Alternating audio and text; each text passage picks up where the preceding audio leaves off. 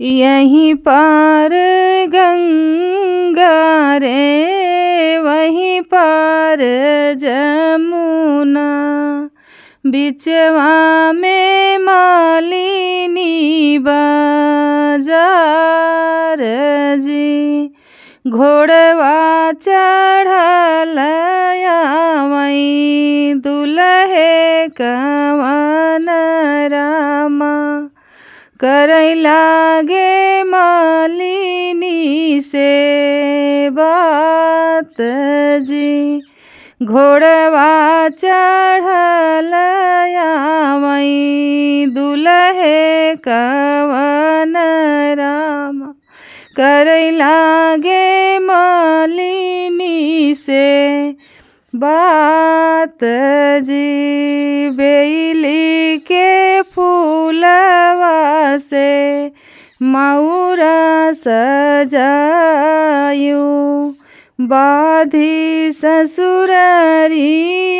में जाब जी। बेली के फूलवा से मऊरा बनायूं, बाधी ससुररिया में जाब जी। आरी आरी गुछियु मालिन बेली के फूलवा, बिचवा में लाल गुलाल जी।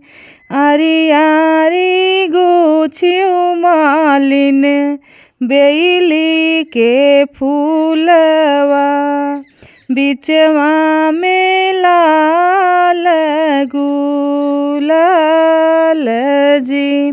पहिरीनी ओढ़ी दुल्हे गैले ससुररिया,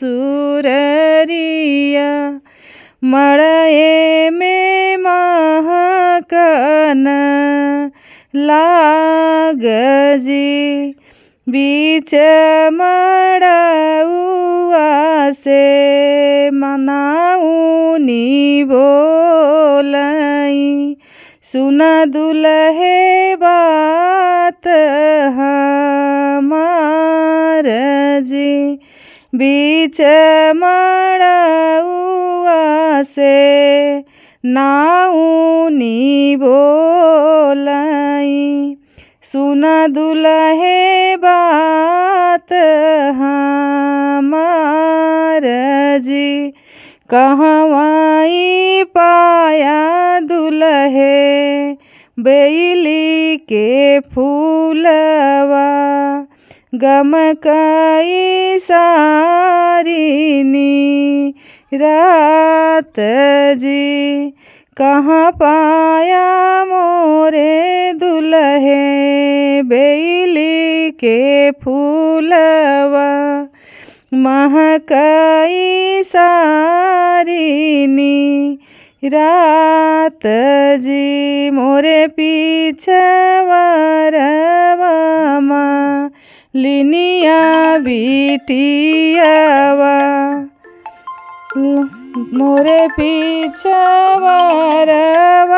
मालिनिया बिटियावा, लगवाई फूल बाग जी।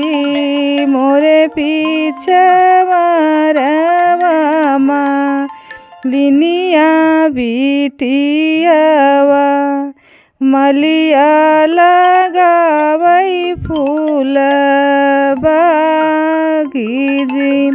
जब ओहे दुल्हे पहुँचे लोने को हो बरवा, दुल्हिनी पूछई बात जी। जब ओहे पहुँचे हाँ लोने को हो बरवा, दुल्हिनी पूछई एक बात जी। जवनई मालिनिया फूलवा इतना बड़ैया। अरे बाबा के जौरिया झुराई जी, जवनई फुलवरिया के इतनी बड़ैया। उहैया मालिया